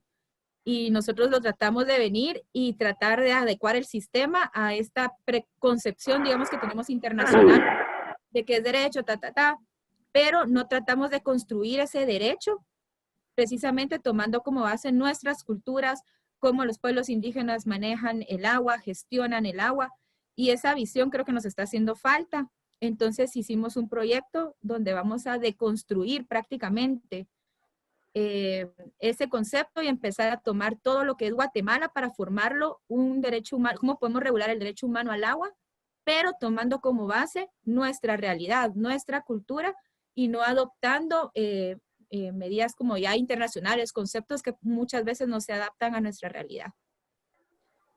Más o menos por ahí mi contribución. Okay. Buenas noches, mi nombre es María José Cabrera, yo también soy ex becaria de la Conrad, yo estudié la maestría en estudios estratégicos con la beca de la Conrad, soy licenciada en Relaciones Internacionales, magíster en estudios estratégicos, y pues yo me he dedicado a la administración pública. Soy ahorita subdirectora de prospectiva y escenarios, miro bastante, pues más que todo temas económicos, temas internacionales, y pues aquí súper interesada en esta plática que vamos a tener, y aprovecho la intervención para proponer a María como nuestra vocera. Vamos, María. Aunque no me dejen en la junta directiva, acepto. Mira, María, que Sí. ya te dijimos que te lanzaras desde el año pasado y tú no querés, así que hoy te vamos a jalar la Es que oreja. andaba un poco delicada de salud. Pero lanzate. Mira, ya tenés 2 votos ganados, Miguel. Cabal. No, ya. Y ahí votas por mí porque yo me volví a postular. ¿Verdad que sí? Ya me quedé. ¿Cómo están? Ay, perdón, Miguel.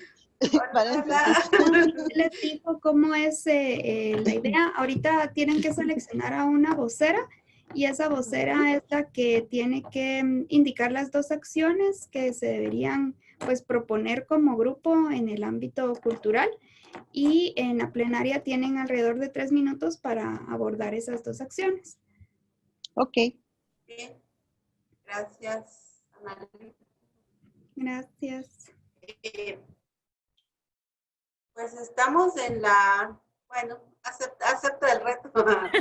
Estamos en la fase de presentación. Mi nombre es María Cava, María Cava Mateo. Yo soy de Chabucuché y pues nuestros objetivos de educación, que son principalmente la educación de calidad. Y en este tanto empresarias, empresarias nacionales e internacionales, pero también el involucramiento de empresarias indígenas, desde la empresarialidad indígena, puedan empezar a construir programas como Inspire, dirigido a jóvenes, dirigido a personas que pueden, digamos, matizar ese futuro en una mejor forma. Pensaría yo que así de entrada es lo que está. Buscar facturas y todo eso que creo que complica un poco ese tipo de recaudación, al menos, y es un desgaste tanto para el contribuyente, un gasto para el contribuyente y también para las mismas. Entonces, en ese sentido, y con relación a la descentralización también, empoderar a los ciudadanos para... Les veo aquí su nombre, solo veo a Lorena y el nombre del colega, perdón. Romeo, para servir. Romeo, perdón, y ahí a tus órdenes. Entonces, Lorena, no sé cómo ves tú el tema de las acciones estratégicas. Sí. En así es, siempre tomamos los recursos naturales en el esquema que se ha venido manejando para emitir una ley para determinar esos criterios. Si no cuenta con lo que ustedes han dicho, que sea en base al enfoque que tiene Guatemala en particular, va a ser inoperante y va a ser al final de cuentas como leyes que vienen a vulnerar los derechos de los pueblos indígenas, pero también el derecho humano al acceso al agua, porque de verdad el agua, o sea, ninguna persona guatemalteca, digamos, cerrémonos en Guatemala, puede vivir sin el agua, ¿verdad? Entonces es un derecho humano con estas particularidades. Creo que ahí vamos una, nos faltaría otra. Sí, ya. ¿Cuál sería la otra? Pensemos.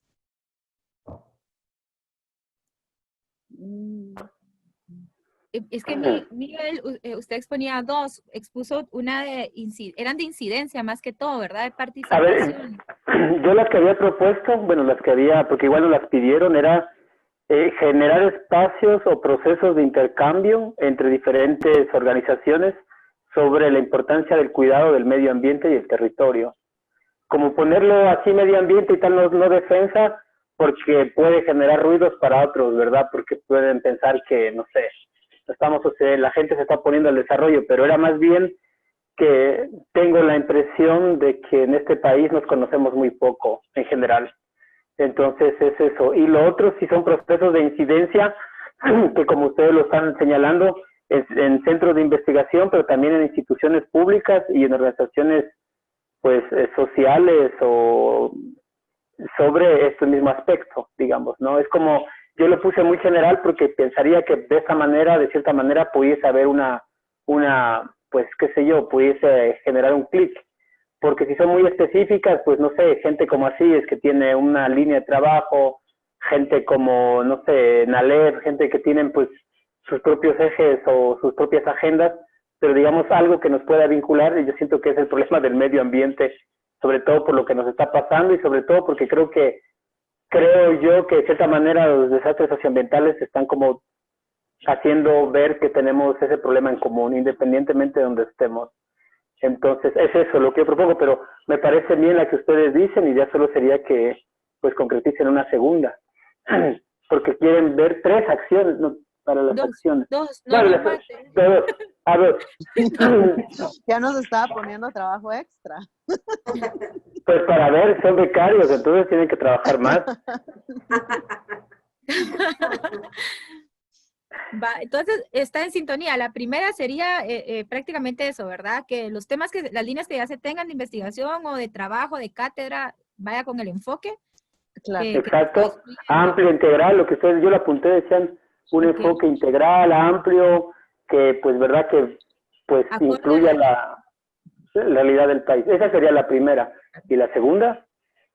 Sería Quedan la 2 inclusión. minutos. La inclusión del tema, priorización de temas, que es lo que decía Miguel, que por ejemplo medio ambiente, prioricemos temas que nos pueden unificar, ¿verdad? Que probablemente no estén unificados como medio ambiente. Entonces, en uno te mantienes en los temas ya priorizados y solo ingresar hacia el enfoque, pero en el otro estaríamos priorizando temas que hemos excluido, como por ejemplo agua, medio ambiente, y creo que podría ser la segunda acción, ¿verdad? Para que todos trabajemos en un mismo sentido. Ya. Súper, me parece. Becarios, como siempre, 100 puntos. ¿Y cuántos becarios hay? ¿Solo son ustedes 4? No, somos, en el chat habemos 72. Es que somos becarios desde hace muchos años. Por ejemplo, yo fui becaria en el 2012. María, más o menos por el mismo tiempo, ¿verdad? Sí, porque yo soy becaria. Sí. Ah, ok. Ajá. Somos 72 ahorita, ¿verdad, Analisa? Y ella es nuestra mamá pollito. Sí, nuestra mamá Aina. Y lo peor de la licenciatura es 2011 me dieron unos lates así gigantes. Hay que hacer el recuento de esa gente que estaban hace años, hace 10 años. ¿Te toca eso ahorita? Sí, me lo mandaron lo de la Landívar, entonces vamos a ver qué encontramos. Pero son procesos de becarios con universidades, las que señalaron al inicio, son acuerdos que tiene el CAS con la universidad. Ah, ok. Yes. Sí, creo que la primera becaria fue la exministra María Castro. Así. Ah, ya. Sí. Y habrá becas postdoctorales, ¿no? Recuerdan que la vocera María es la que tiene que dar ahí las acciones en la plenaria. Tienen 3 minutos para dar. Bueno, qué gusto verlos. Igual, Gracias. Bueno. Entonces, por favor, vamos a proceder con cada vocero que se asignó, ¿verdad? De su grupo. Jair nos va a dar ahí la palabra para cada persona del grupo P1, P2, E1, E2, S1, S2 y C1. Entonces, tienen 3 minutos cada vocero, ¿verdad? Para exponer las acciones que platicaron durante este grupo de trabajo. Bien, gracias, Analisa. Les vamos a pedir favor si pueden apagar su micrófono a los colegas para que solamente el expositor se quede con el micrófono encendido. El representante del grupo P1, por favor, si pudiera presentar las acciones a las cuales se comprometen para el 2021, agradeceremos bastante que puedan comentar su representante.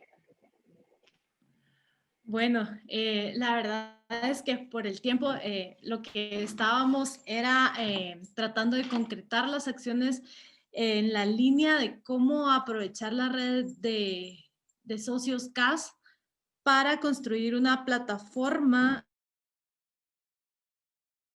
y empoderamiento ciudadano tanto desde lo local como a nivel subregional, porque pensamos que es clave lograr la descentralización para la toma de decisiones a nivel local, para que haya también una pertinencia cultural en la planificación del desarrollo, por ejemplo.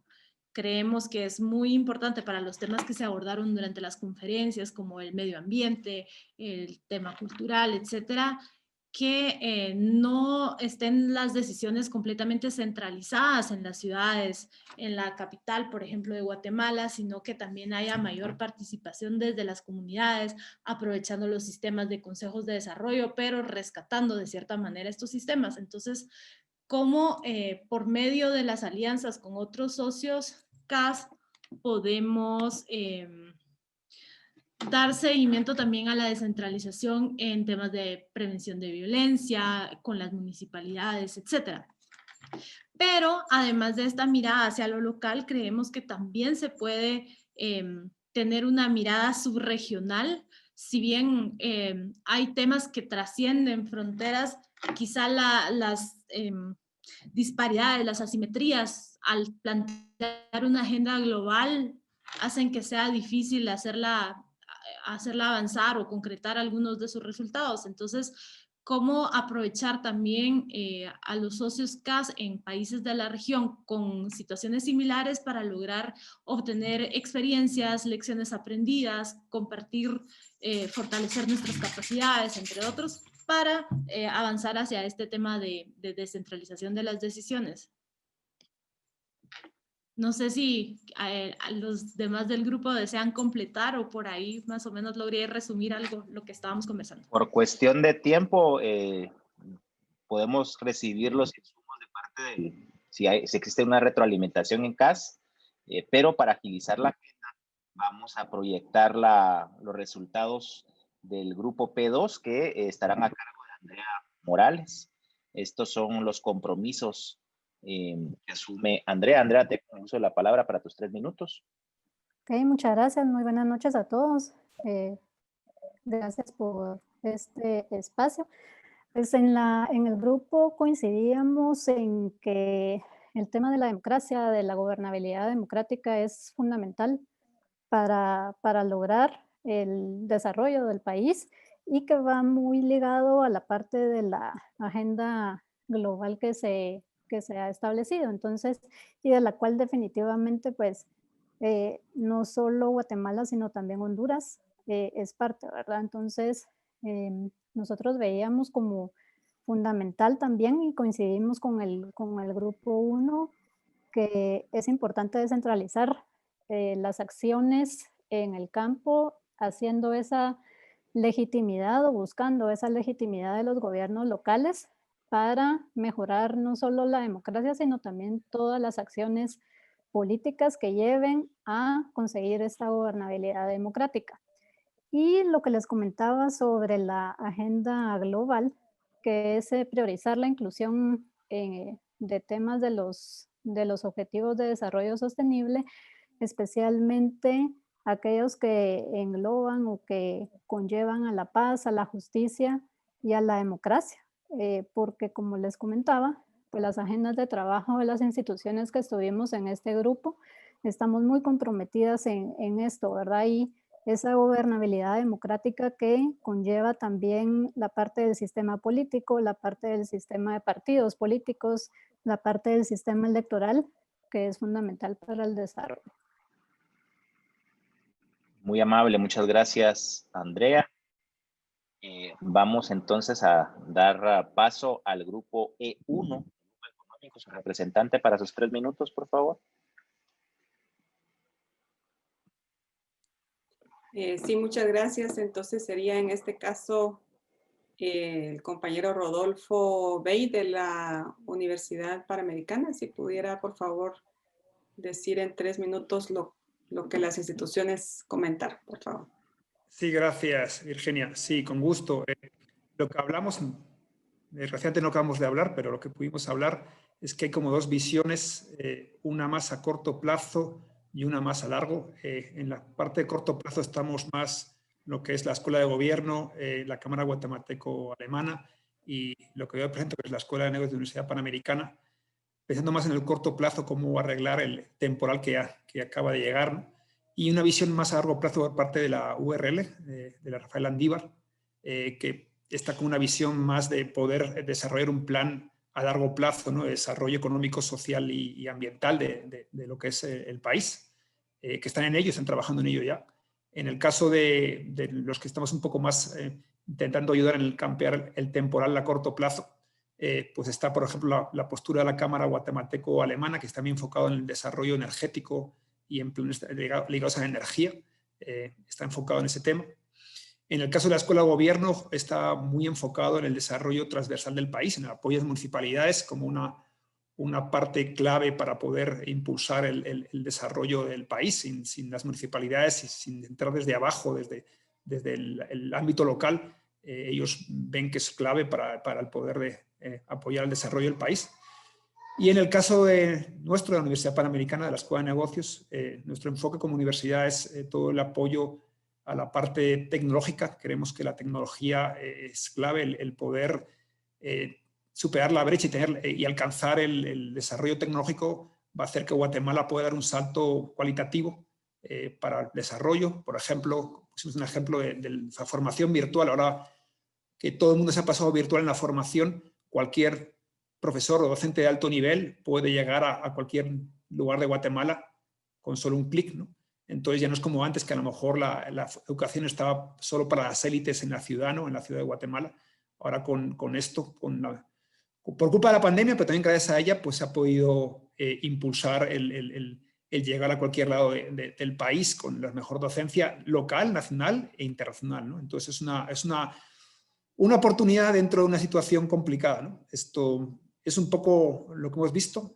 Hay que quizá ver cómo podemos conectar esa visión a largo plazo que unos tienen ya con la visión a corto plazo y cómo la tecnología puede apoyar en todo eso, ¿no? En poder hacer un sistema adecuado para el desarrollo del país. Eso sería todo. Gracias. Gracias, Rodolfo. Muchas gracias. Vamos a dar paso al representante del grupo E2, sin olvidar que si son tan amables de enviarle al facilitador de su grupo los compromisos adquiridos para poder dar el seguimiento correspondiente. Así que el representante del grupo E2 para presentar en 3 minutos máximo sus resultados. Muy buenas noches a todos. Yo seré el vocero del grupo número 2. Me tocó compartir espacio con Dora Alonso, de la Asociación Indígena NALEP, y Alejandro Arango, de la Red Nacional de Grupos Gestores, ambos de Quetzaltenango, pero con presencia en todo el país. Pues la Asociación NALEP comentaba que le interesa mucho el trabajo con las mujeres, el empoderamiento de la mujer indígena y mayor participación en el comercio. Como nuevos actores, interesa mucho trabajar con actores como el Estado, que debe tomar un papel muy participativo. Entonces nos hablaba la señora Alonso sobre la participación e involucramiento con el Estado a través de la vicepresidencia y buscar la forma, mecanismos para que las mujeres indígenas puedan tener mayor facilidad en el comercio y mayor capacidad también, fortalecer sus capacidades con todo este tema de la capacitación virtual. Y por el otro lado, el señor Arango nos hablaba mucho de hacer una asociación, un grupo, que buscar esas alianzas para hacer un grupo de jóvenes, hacer una red de jóvenes. Si bien es cierto, se ha trabajado mucho con la CAS y con otras contrapartes, con la juventud, pero aún no existe esa red de jóvenes. Entonces uno de los retos es hacer esta nueva red, incluir a estos jóvenes, fortalecerlos en los temas ya existentes como ser la economía social de mercado, el desarrollo económico local y el liderazgo.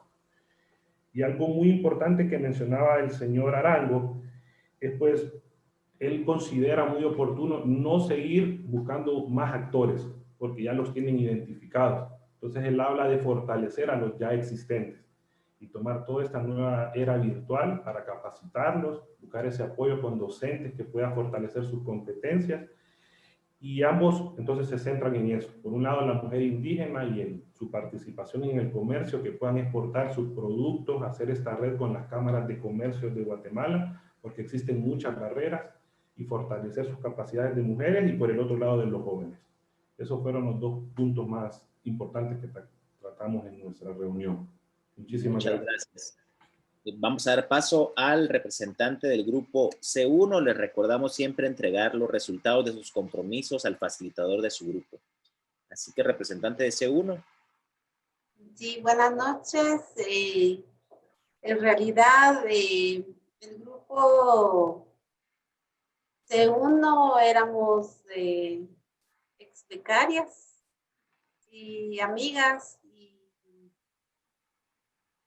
Es parte del tema que se ha venido discutiendo en las reuniones anuales, también de los intereses que hemos manifestado como ex becarias de la Conrad Adenauer. Hemos visto cómo, por ejemplo, en los temas de investigación hace falta incluir el tema del enfoque que manejamos como pueblos indígenas, tomando en cuenta que somos un país multicultural, pluricultural y plurilingüe. Es en ese sentido que si en este espacio, en este momento hay centros de investigación, exhortarles a que incluyan este enfoque en los temas de investigación, ya que lo que se trabaja, lo que se publica y lo que se comunica es muy importante para cambiar estas pautas de análisis en los temas, especialmente del tema del medio ambiente, del agua, está estrechamente vinculado con los pueblos indígenas, ya que es sabido que en los estudios de investigación se ha reconocido que los pueblos indígenas somos quienes mantenemos, cuidamos el medio ambiente, porque las autoridades indígenas administran territorios, administran recursos naturales. Lo otro también es tomar en cuenta en los temas de investigación las particularidades de Guatemala, es decir, que no podemos seguir copiando lo que hacen otros países, sino que tenemos que tomar en cuenta lo que corresponde a Guatemala. Luego tenemos que es un interés regular el tema de agua. Es decir, si se va a legislar sobre el agua, tiene que ser con enfoque propio, con enfoque intercultural, con enfoque que se maneja a nivel de Guatemala y no tanto que se regule porque haya que hacer una ley de agua, sino que tiene que ser en consulta con todos los sectores del país. Como tema número 2, creemos que es importante priorizar temas que nos puedan identificar. Es decir, que como ya se decía en el tema de agua, de medio ambiente, de recursos naturales, se enfoque principalmente para el beneficio de los pueblos y de los pueblos indígenas, ya que consideramos que el agua es un derecho humano. Entonces quiere decir que todos tenemos que tener ese derecho de gozar y disfrutar el derecho al agua. Esas son las dos prioridades que enumeramos en el grupo. No sé si alguien quisiera agregar para que entonces efectivamente las instituciones que están presentes en esta reunión puedan tomar en cuenta lo que estamos viendo. Muchas gracias, María. El representante del grupo C2, recordándoles dos cosas. Uno, que podamos optimizar el tiempo en ese máximo de 3 minutos y dos, que puedan trasladar a su responsable de grupo los resultados de los dos compromisos adquiridos. El representante de C2. Solo tuvimos C1, Jair. Podríamos ir a la S1 y S2, por favor. Entonces, al representante de S1, por favor. Bueno, yo tengo las notas y estábamos justo por cerrar nuestra discusión en el S1. Voy a ser el vocero sin haberme oficialmente nombrado. Voy a tratar de en 2 minutos decir las acciones y los colegas luego complementan. Básicamente hubo un acuerdo en torno a retomar y las propuestas que se han dado ya en el país sobre un tema del pacto fiscal, bajo el supuesto de que el pacto fiscal pues implica posibilidades de potenciar desigualdades sociales, incrementar la igualdad social, y que cuando este tema no se aborde de una manera técnica, sino que haya una posibilidad de que se asocie a temas como educación y salud. Es decir, que para la ciudadanía un poco renuente al tema fiscal, digamos, se le asocie a que esta pueda traer beneficios en temas de educación y salud. Y por ahí la posibilidad de retocar algunos paquetes fiscales y modernización de la administración tributaria, ¿verdad? Digamos, la posibilidad de un impuesto único.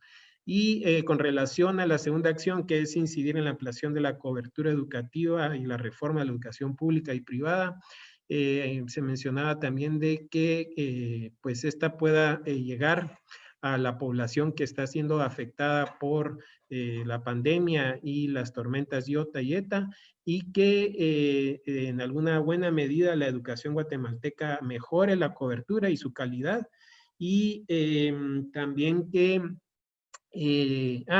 perdón, esto va con el punto anterior, lo mencionaba Mario, que retomar el tema del ordenamiento territorial, puesto que la gente está habitando, digamos, zonas de riesgo, no porque ahí quiera, sino porque no hay acceso a la tierra, no hay acceso a la vivienda, seguimos con un déficit habitacional en el país impresionante, y que también se considere la cultura como un factor de desarrollo y económico. Entonces, Olga de Asíes también consideraba que en estas dos acciones se podría retomar, puesto que también están investigando y dándole seguimiento al tema de la cobertura educativa.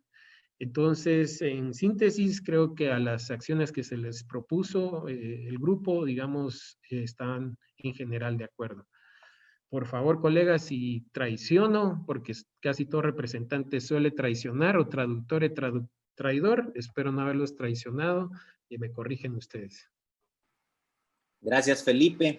Por último, la participación del representante de S2, siempre en el plazo de los 3 minutos, por favor. Gracias. Yo tengo a mi cargo la ponencia del grupo S2. Cintia tiene lo que anotamos, pero no veo a Cintia por acá. Voy a explicarlo brevemente, espero que en 3 minutos o menos. Nosotros nos centramos en el tema de, gracias Cintia, en el tema de educación y trabajo. Definitivamente no podemos hablar de una mejora laboral, de un mejor trabajo, un empleo digno si nosotros no invertimos en educación. La educación es el motor de desarrollo y coincidimos en que tanto este eje como para las mujeres, los pueblos indígenas y la parte de los jóvenes es una prioridad. En el grupo coincidimos con Gisela de Asíes y con Cintia y comentamos que para nosotros es muy importante el marco de incidencia que desarrollamos en la Gran Campaña Nacional por la Educación. Tenemos una Agenda Nacional de Educación con Calidad que guía el trabajo que realiza Asíes en el Departamento de Educación, el cual está a mi cargo desde la coordinación de la Gran Campaña por la Educación, y en el área del marco de un proyecto que desarrolla Asíes actualmente sobre el tema del trabajo y el empleo decente. Nosotros vinculamos que si invertimos en educación, atendemos desde la primera infancia y seguimos a los jóvenes para que logren graduarse, actualmente se gradúa, la matrícula es 21% y en básicos es de un 42%, pero en Guatemala el nivel básico está atendido más que todo por el nivel privado, entonces necesitamos invertir en educación a través de la calidad para los jóvenes, para lo que es las mujeres y los pueblos indígenas, a través de la Agenda Nacional de Educación con Calidad que nosotros impulsamos como Gran Campaña Nacional por la Educación. Tenemos esta agenda que realiza incidencia, investigación y apoyo técnico, y en el marco de la pandemia estamos sumamente preocupados por la deserción que no tenemos hasta el momento datos, pero consideramos que va a ser muy grande, incluso muchas veces para ya no retornar a la escuela.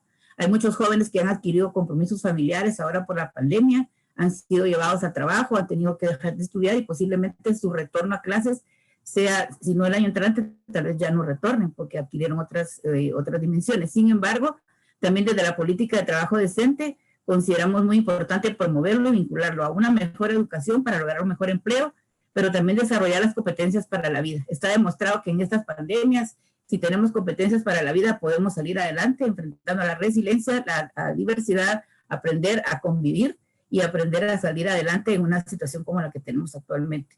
Nosotros tenemos desarrollado un documento sobre el retorno a clases hacia la pandemia y cómo nos preocupa de aquí a 4 años que el retorno a clases realmente tenga menos deserción de la que ha tenido actualmente el sistema educativo y se mejoren las condiciones de empleo, pero se prepare mejor y que todos los guatemaltecos terminen los años obligatorios de estudio y no solamente los 9 que plantean a nivel internacional. Tenemos esa gran responsabilidad y es lo que ponemos en la mesa. Muchas gracias.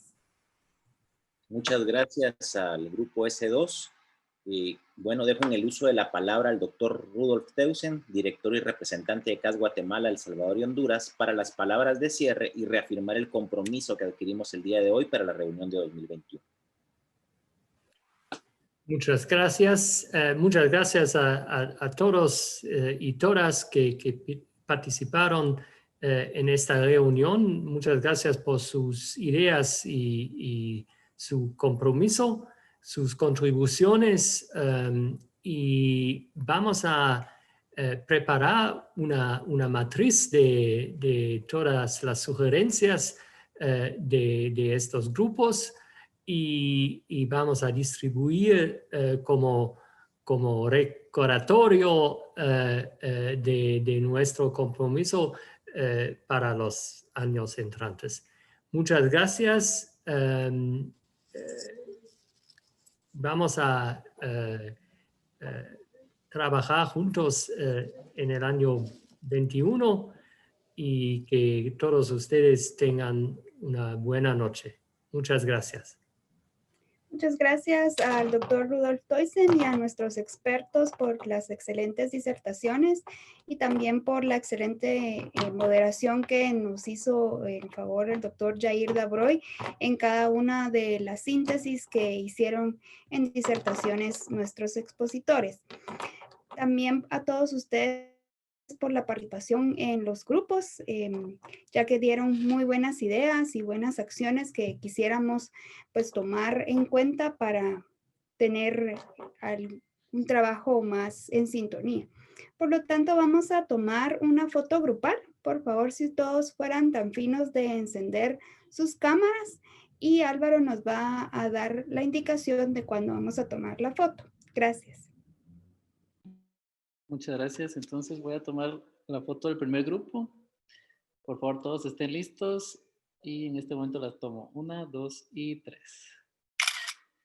Gracias. Voy a tomar el segundo grupo, por favor. Estén listos todos. Muchas gracias. 1, 2 y 3. Muy amables, gracias. Ya fueron tomadas las fotografías.